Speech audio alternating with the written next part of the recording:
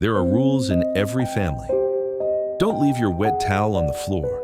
No TV until your homework is done. Normal things. In my family, we had all of those, plus one more. One rule that was absolute, unspoken, and enforced with a silent, terrifying finality. You do not go into mom and dad's bedroom. It wasn't just a knock first situation. The door was always locked. I was never, ever, for any reason, allowed inside. Not to ask a question, not to retrieve a stray toy that had rolled under the door. That room was a fortress, and for my parents, I was an invader. And from as far back as my memory goes, I knew why I wanted to go in. It was the knocking. It wasn't a constant sound. It was subtle. A soft, rhythmic thump, thump, thump that you could only hear if you were standing in the hallway right outside their door. It came from inside, from the far wall of their room, the one that backed up against the old linen closet. I first noticed it when I was maybe 6 or 7. I thought it was the pipes, but the sound was too steady, too intentional. The curiosity of every child is a powerful force. A few times I found the door unlocked by mistake. I'd sneak in, the thick carpet muffling my footsteps. The room was always dim, the heavy curtains drawn. It smelled of my mom's faint lavender perfume and my dad's cedarwood aftershave. It was just a normal bedroom, a big bed, a dresser, a tall, imposing wooden wardrobe against the far wall. And when I got close to that wardrobe, the sound was clearer. Thump, thump, thump. It was coming from behind it, from inside the wall. I always got caught. It was like my mother had a sixth sense. I'd be in there for less than a minute, and I'd hear her footsteps in the hall. The look on her face wasn't just anger. It was a deep, primal panic, a terror that made her features sharp and strange. The punishments were swift and severe.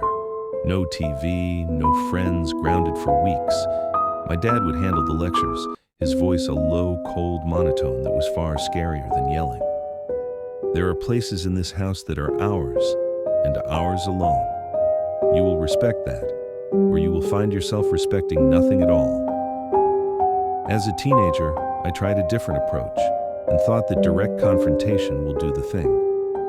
I asked them at the dinner table one night, "Why can't I go in your room? And what's that knocking sound I always hear?" Silence. The clinking of cutlery on plates stopped. My dad slowly put his fork down and leveled a gaze at me that was as hard and cold as granite. My mom just stared at her plate, her knuckles white where she gripped her knife. "There is no knocking sound," my dad said, his voice dangerously quiet, "and you will drop this.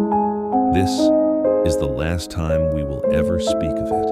If you mention it again, or if I find out you have tried to enter our room again, the consequences will be something you cannot begin to imagine. Am I understood?" I understood. I dropped it.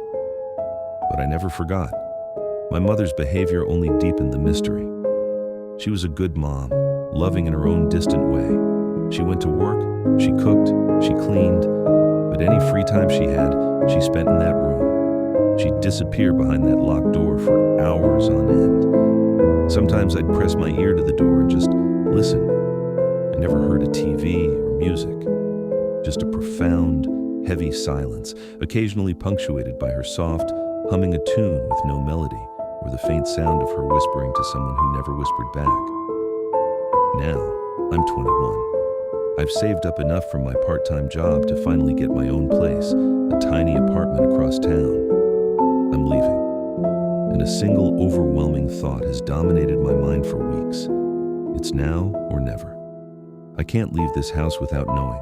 This secret has been a silent third parent to me my entire life. A ghost at every family dinner, a shadow in every hallway. I have to cast the light on it before I go. I told my dad I was ready to move out. He was relieved. That's the only word for it. There was no sadness, just a weary sense of relief. He and my mom wished me luck, told me they were proud. I asked him one last time, my voice trembling slightly, "Dad, before I go, please, just tell me what's in the room." His face hardened instantly. The mask of the proud father fell away, revealing old, stern guardian of the secret. "Your new life begins when you walk out that door," he said. "What is in this house is part of your old one. You will leave it behind. Do you understand me? You will leave it all behind." That was his final answer, and it was my final motivation. I spent my last night packing my bags, a hollow feeling in my chest. The next morning, I watched from my bedroom window as their cars pulled out of the driveway, one after the other, on their way to work. The house was finally mine. My heart was a frantic bird in my ribs. I walked to the kitchen, to the old ceramic cookie jar shaped like a smiling pig. It was where they'd always